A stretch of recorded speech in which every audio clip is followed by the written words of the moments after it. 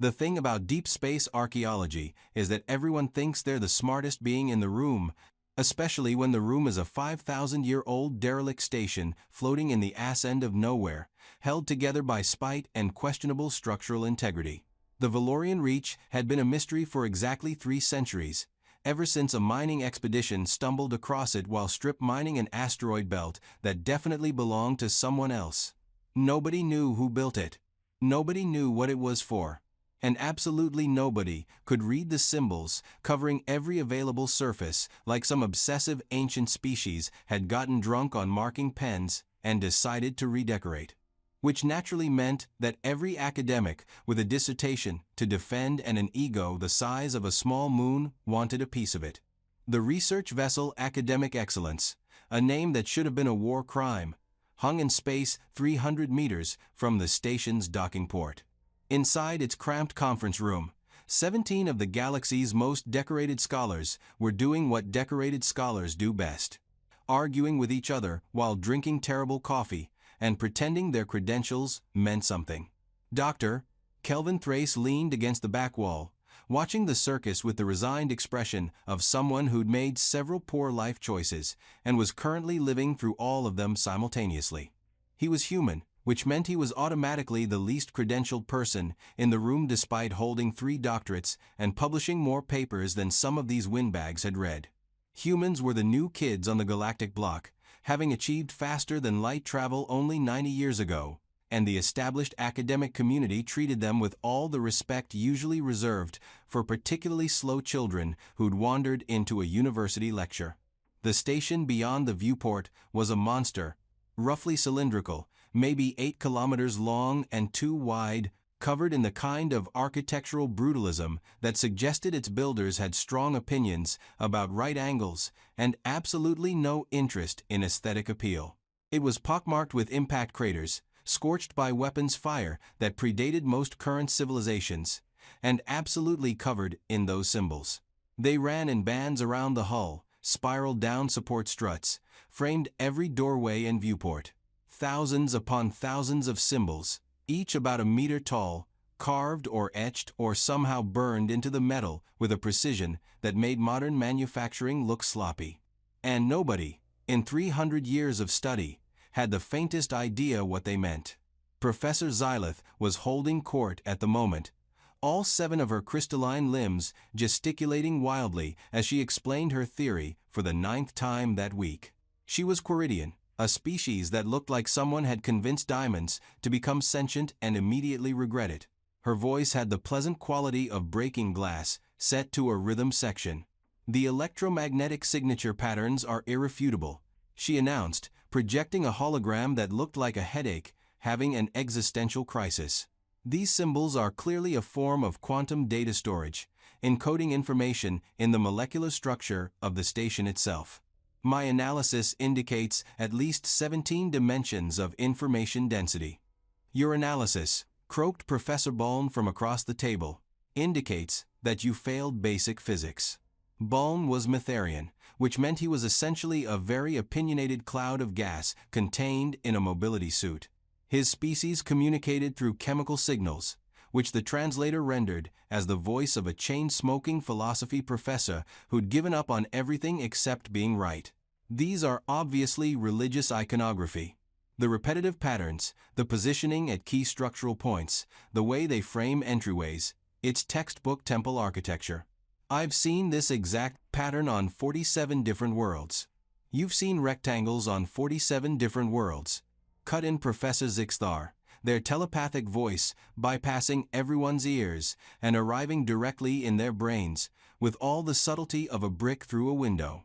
Zixthar was Velen, a species that looked vaguely octopoid if octopi had been designed by committee and nobody could agree on how many tentacles were appropriate. These symbols represent dimensional coordinates. The vertical variations indicate spatial positioning. The horizontal sequences represent temporal data.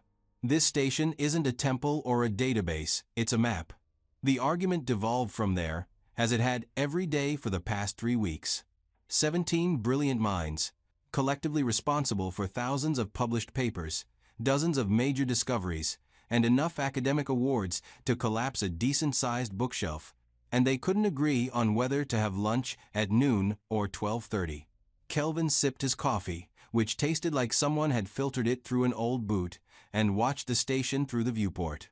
There was something almost hypnotic about those symbols, the way they marched in perfect rows around the hull. He'd spent hours staring at them through telescopes, through analysis software, through every scanning technology the ship possessed. And yeah, he'd noticed something. Something kind of obvious, actually. But bringing it up seemed like a great way to get laughed out of the room by people whose opinion of human intelligence ranked somewhere between amusing and let them try. Clearly, we need to establish a base of operations within the station itself, Xylith was saying, having moved past her quantum theory to practical matters. The external analysis has been fascinating but ultimately insufficient.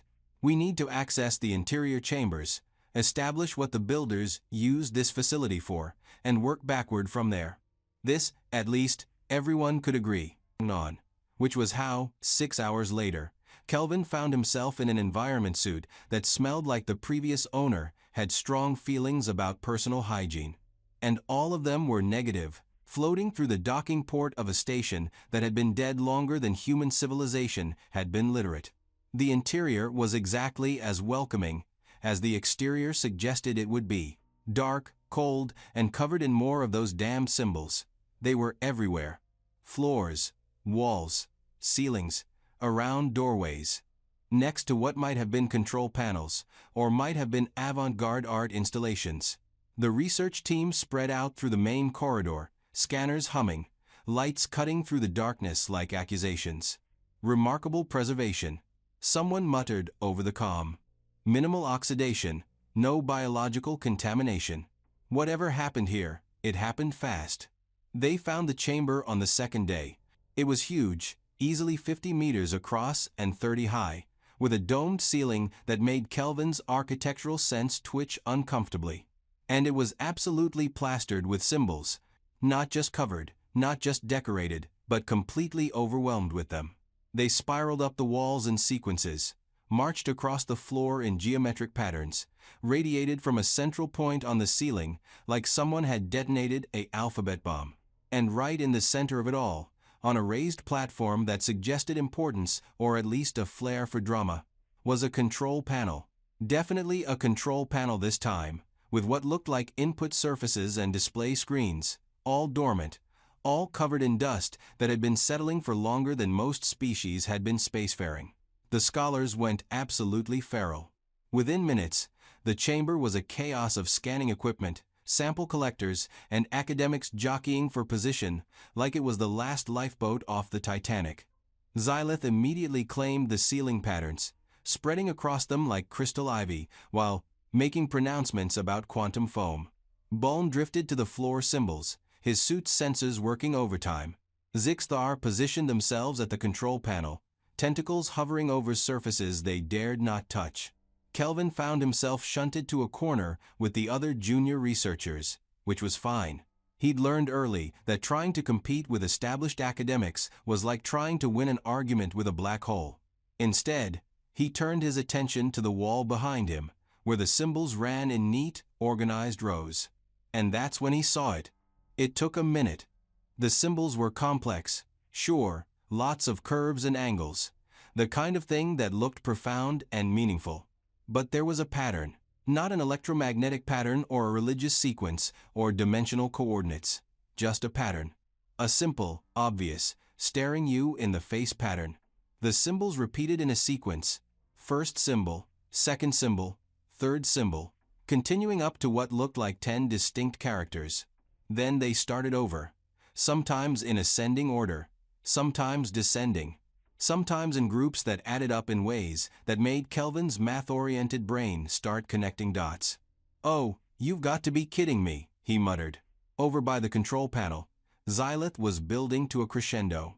The complexity here suggests a civilization operating on principles beyond our current understanding. These aren't mere symbols, they're keys. Multidimensional encryption protecting knowledge we can barely conceptualize. Or instructions for a cargo cult, Buln countered. Ritual procedures meant to invoke divine intervention. The repetition, the careful placement, it's liturgical. It's navigational data, Zixthar insisted, their mental voice somehow managing to sound condescending even directly in people's brains. Spatial coordinates locked in a temporal matrix. This station was a waypoint for travelers moving through dimensions we don't fully understand. Kelvin cleared his throat. Nobody noticed. He tried again, louder. One junior researcher glanced his way, then went back to cataloging dust samples. "Excuse me," he said, still quiet, still polite, still ignored. The argument was heating up. Xylith had deployed holographic models. Buln was citing ancient texts. Zixthar was doing the telepathic equivalent of speaking in italics. 3 other professors had joined in, each absolutely certain that their interpretation was correct, and everyone else was working from flawed assumptions. "These are numbers," Kelvin said, not particularly loud, not particularly emphatic. The chamber went quiet, not a thoughtful quiet. The kind of quiet that happens when someone said something so stupid that everyone needs a moment to process it. Professor Zixthar turned to face him, tentacles quivering with what might have been amusement. "I'm sorry. Could you repeat that?" "They're numbers," Kelvin said, warming to the topic despite the 17 pairs of eyes and various sensory organs now locked onto him. "These symbols, their accounting system, base 10, looks like, the sequence repeats in mathematical progressions. This row here, it's going 1 through 10. This one's counting by 2s. This one's descending from what looks like a large number." The silence somehow got more profound. Then Professor Xylith laughed. It sounded like wind chimes being murdered. "Numbers. You think these complex symbolic structures, encoded into a station of unknown origin and purpose, are simply numbers?" "Yes," Kelvin said, though it came out more like a question than he'd intended. "My dear human," Buln said, his voice dripping with the kind of condescension usually reserved for explaining complex topics to houseplants. "We've been studying these symbols for 3 centuries. The greatest minds in the galaxy have analyzed them from every conceivable angle. If they were something as mundane as a counting system, don't you think we would have noticed?" "I mean," Kelvin said, "apparently not." Professor Zixthar floated closer, their mental voice taking on a teaching tone that made Kelvin's teeth itch. "Let me explain why you're incorrect. First, the symbolic complexity far exceeds that of any known numerical system. Second, the placement patterns don't correspond to mathematical sequences. Third, the electromagnetic readings Xylith mentioned indicate quantum-level encoding. Fourth, the cultural context Buln identified suggests ritualistic purpose. And fifth, my own analysis of the dimensional properties indicates spatial temporal mapping that simple numbers could never achieve." "Right," Kelvin said slowly. "But what if I could show you the mathematical progression?" "By all means," Xylith said, and 17 academics settled in to watch the human embarrass himself, which was apparently the afternoon's entertainment. Kelvin pulled up his datapad, projecting a hologram of the wall symbols he'd been studying. "Okay, so these 10 symbols. Let's assign them values 0 through 9, just provisionally. Now watch this sequence here." He highlighted a row running horizontally across the wall. "If these are what I think they are, this is counting. 1, 2, 3, 4, 5, 6, 7, 8, 9. Then this combination means 10, then 10 and 1, 10 and 2, continuing up." "That's a massive assumption," Buln said. "You're projecting human mathematical concepts onto an alien system." "Sure," Kelvin agreed. "But look at this sequence. It's going 10, 9, 8, 7, 6, 5, 4, 3, 2, 1. That's countdown order, and here, these are going by even numbers. 2, 4, 6, 8. And this group, this is multiplication tables. 1 times 1, 1 times 2, 1 times 3. Continuing up. The pattern repeats over and over." "Coincidence," Xylith said firmly. "Pattern-seeking behavior in insufficient data. Humans are notorious for finding patterns that don't exist." "Okay, but then? Explain this." Kelvin highlighted a section near the control panel. This sequence here. If these are numbers, this is counting down from 1000.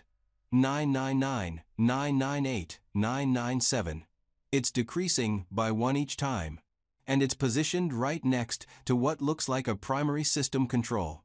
The scholars exchanged glances. The kind of glances that suggested they were about to explain, slowly and clearly, why the human was wrong and should probably go back to taking notes while the adults worked. The probability of random symbols forming mathematical sequences, Professor Zixthar began, is actually quite high when you consider. Then what's that? Kelvin pointed to the control panel, where a display surface had suddenly flickered to life. Everyone froze. The panel, dormant for thousands of years, was showing symbols, the same symbols from the walls. And they were changing. Slowly, methodically, in a descending sequence. 995, 994, 993. Oh, said Professor Buln in a very small voice. Oh no, that's a countdown, Kelvin said, and he really didn't mean for it to sound like "I told you so," but it absolutely came out that way. That's a countdown, and based on the rate it's decreasing, we have about 16 minutes. 16 minutes until what? Xylith demanded, but her voice had lost its condescending edge and gained a hint of something that might have been panic. No idea, Kelvin admitted. But generally, when you find a countdown on a derelict station that's been dead for thousands of years and suddenly starts working when you show up, it's not counting down to something good. The chamber erupted into chaos. Scanners deployed, sensors activated, everyone trying to figure out what the countdown meant while simultaneously insisting that it couldn't possibly be what it obviously was. The numbers kept ticking down with mechanical precision. 937, 936, 935. We need to shut it down. Someone shouted. We don't know what it controls, someone else countered. We need to evacuate. A third voice suggested, and that was starting to sound like the smart option. Kelvin was already moving, running his hands over the wall symbols with new understanding. If these were numbers, really numbers, then the rest of the symbols made a different kind of sense. These weren't mystical encryptions or religious texts. They were labels, instructions, warnings. Hey, he called out, but nobody was listening. Hey, these other symbols, they're not numbers. They're 872, 871, 870. The station groaned. Not metaphorically. Literally groaned, a deep metallic sound that resonated through the deck plates and into everyone's bones. Lights that had been dark for millennia flickered on, painting the chamber in harsh yellow illumination. And somewhere, distant but getting closer, something was humming, building, charging. Everyone out, Professor Zixthar commanded, and for once nobody argued. The scholars scrambled for the exit, abandoning equipment and dignity in equal measure. Kelvin grabbed his datapad and ran, but his brain was still working, still processing what he'd seen. The symbols weren't just numbers.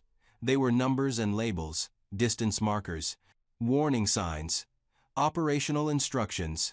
The kind of thing you'd put on a station to help people navigate it, to keep it running, to tell them when something was wrong. They hit the docking port running, tumbling through in a mass of environment suits and academic panic. The ship's pilot, bless her, had the engines already spooling when they arrived. Go, Xylith shouted, unnecessary since they were already going. Go, go, go. The academic excellence pulled away from the station with all the grace of a startled elephant, engines screaming. Through the viewport, Kelvin watched the Valorian reach, 300 years of mystery and speculation, sitting in space like a judgment. 758, 757, 756. What's it counting down to? Someone asked, voice tight. Best guess, Kelvin said. Core meltdown. Reactor failure. Some kind of self-destruct mechanism triggered when we activated the control panel. That's ridiculous, Buln said, but his heart wasn't in it. Why would they build that? Same reason we build it, Kelvin replied. Safety mechanism. Prevent unauthorized access. Keep dangerous technology from falling into the wrong hands. Pick your reason. 523. 522. 521. The station was definitely warming up now. Kelvin's scanner was picking up energy readings that made no physical sense, power outputs that should have been impossible from a dormant reactor. Whatever was happening in there, it was building to something big. We should be recording this, Xylith said weakly. For the research. We're recording your potential last words, the pilot said. How's that for research? 379. 378. 377. Kelvin turned his attention back to his datapad, pulling up the images he'd captured before they fled. The wall symbols, thousands of them, all making a new kind of sense. He started cataloging, translating, his brain making connections that 3 centuries of scholarship had somehow missed. Oh, you've got to be kidding me, he said again, but this time with more feeling. What? Professor Zixthar demanded. What did you find? These symbols next to the numbers, Kelvin said slowly. They're not mystical encryption. They're directional markers. Docking bay. Fuel storage. Maintenance access. Life support. Emergency exit. It's signage. This whole station is covered in warning signs and directional markers. 205, 204, 203. That's impossible, Xylith said. We've been studying this station for 300 years. You're telling me it's just been covered in the equivalent of exit signs the entire time. Exit signs in a language nobody bothered to learn, Kelvin corrected. Because everyone was too busy, assuming it had to be something profound. The scholars stared at him, then at the station, then at each other. The kind of stares that suggested several career retrospectives were happening in real time. 138. 137. 136. So what was its purpose? Baln asked quietly. If it's just covered in maintenance instructions and warning signs, what was this place for? Kelvin pulled up another image, enhanced it, stared at a symbol he'd seen repeated dozens of times near what they'd assumed were major structural points, next to what he now recognized as the descending numbers counting distance. I think, he said slowly, and I really hate that I'm right about this, but I think it was a rest stop. Silence. The kind of silence that suggested everyone was trying very hard to pretend they hadn't heard what they just heard. A rest stop, Professor Zixthar repeated, their mental voice somehow conveying the exact timbre of someone's soul leaving their body. Yeah, Kelvin said, warming to the theory despite the rapidly approaching apocalypse. Look at the layout. Docking bays for multiple ship sizes, what we thought was a temple, probably a refueling station. Those chambers we couldn't identify, habitation modules, rest areas. The symbols are showing distances to various amenities. Fuel, 500 meters. Food services, 1,200 meters. Waste disposal, 300 meters. It's a truck stop, an ancient, massive, deeply over-engineered truck stop, but still fundamentally a place for travelers to stop and refuel. 75. 74. 73. 300 years, Xylith said quietly. 300 years of study. Thousands of papers. Dozens of careers built on analyzing this station. And it's a truck stop. A truck stop with a really aggressive self-destruct mechanism for intruders, Kelvin added helpfully. Probably explains why it's in this condition.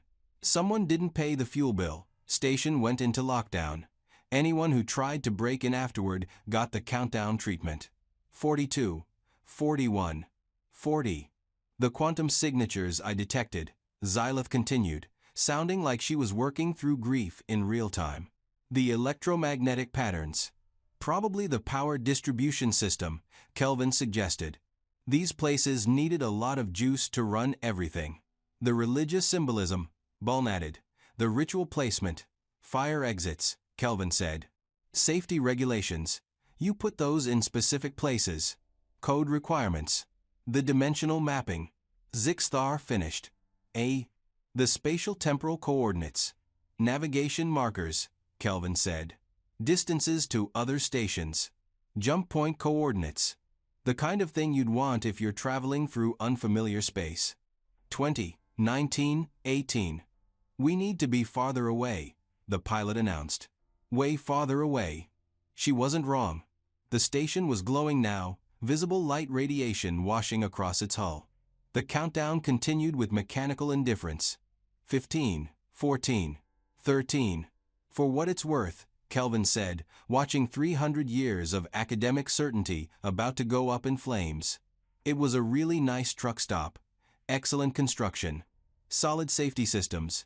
5 stars, would stop for space coffee again. 12, 11, 10. The scholars watched in silence as the station that had defined their careers reached its final moments. Kelvin felt a little bad about it, honestly.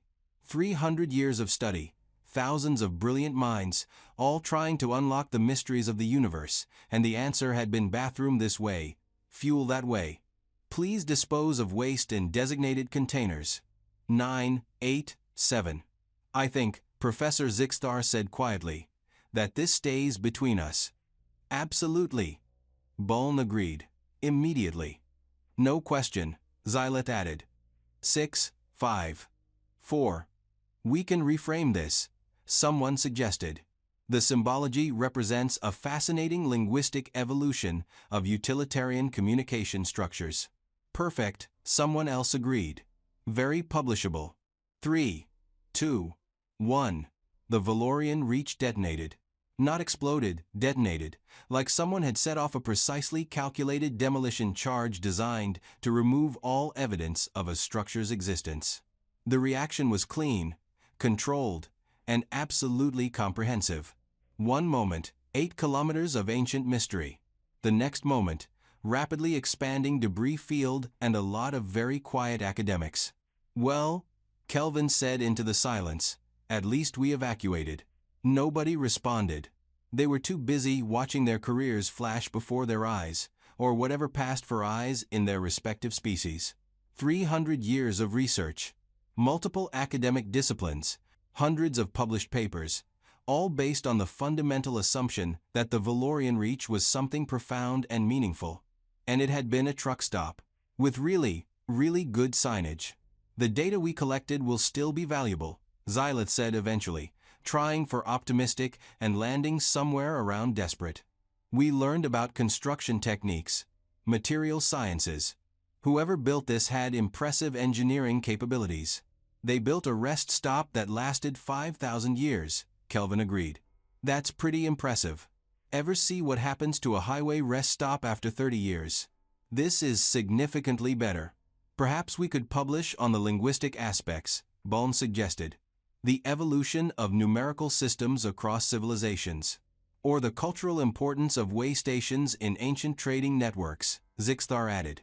The anthropological implications. Or, Kelvin said carefully, we could publish on the dangers of academic bias. How preconceptions can blind us to simple explanations. The importance of considering mundane possibilities before jumping to exotic theories.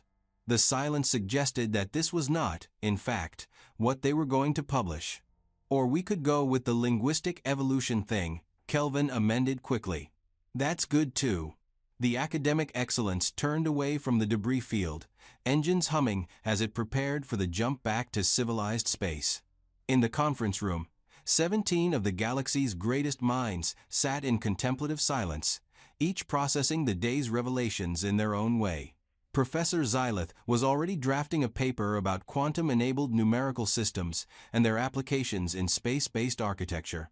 Professor Buln was outlining research into the spiritual significance of mathematical order in ancient cultures.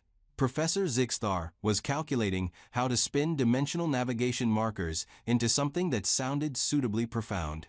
And Kelvin sat in the back, datapad open, translating the rest of the symbols he'd captured. Directional signs, safety warnings, maintenance schedules, operating instructions for vending machines. A surprisingly detailed complaint system for travelers unhappy with the service. All in numbers and simple pictographic language that any species could understand, assuming they bothered to look for the simple answer instead of assuming everything had to be complex. You know, he said to no one in particular, there's probably dozens of these stations out there. Maybe hundreds. Ancient highway system, connecting trade routes across the galaxy. all covered in helpful signs telling you where to go and what to do, and we've been treating every single one like it's the Rosetta Stone. Nobody answered. They were too busy salvaging their academic reputations. Kelvin smiled, saved his translations, and settled in for the journey home. Somewhere out there, some ancient species had built a network of rest stops so well designed, so perfectly engineered, that they'd lasted thousands of years beyond their creators. Had marked them so clearly that anyone should have been able to read them, if they just looked for the obvious answer. And humanity, stumbling into a galactic community that had been studying these stations for centuries without understanding them, had taken one look and said, "Oh, those are numbers." Sometimes, Kelvin reflected, being the new kid in class had advantages. You hadn't yet learned all the complicated theories. You hadn't invested years in elaborate explanations.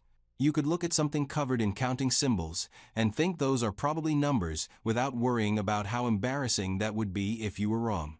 The academic excellence jumped to faster than light, leaving the debris field behind.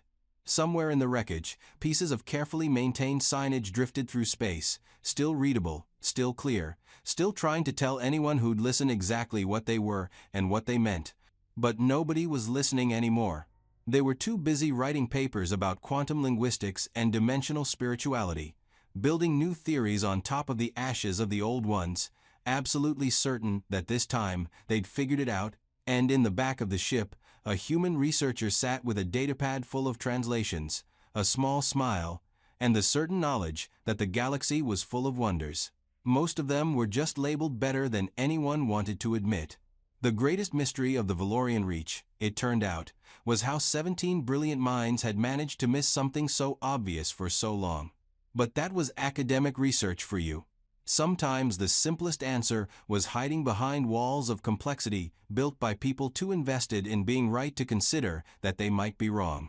Kelvin made a note to check other mysterious ancient sites for similar numbering systems.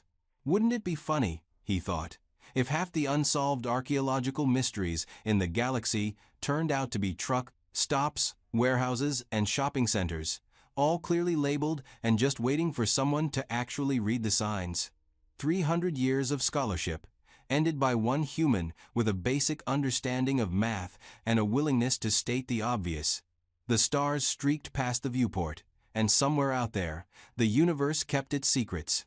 But maybe, just maybe, some of those secrets were printed right on the surface, in numbers and symbols, waiting for someone to stop theorizing long enough to actually read them. Simple answers to simple questions, hiding in plain sight, while everyone looked for complexity that wasn't there. That, Kelvin decided, was the most human thing he'd encountered all week. And also, apparently, the most necessary. The galaxy needed more truck stops, and significantly more humans willing to point at the signs and say, "Hey, those are numbers." He settled back in his seat, datapad humming, already planning his paper.